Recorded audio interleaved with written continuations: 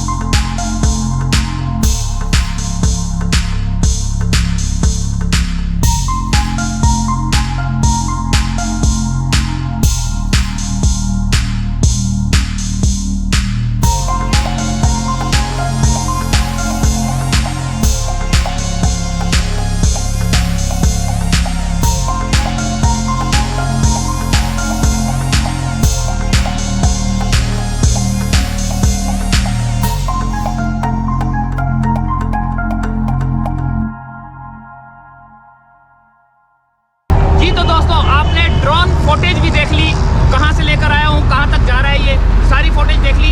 और ये अब बहुत जल्द जो है ना इसके ऊपर काम का आगाज़ कर दिया गया है। कुछ इलेक्शन की वजह से जो है ना उसको रोका गया था।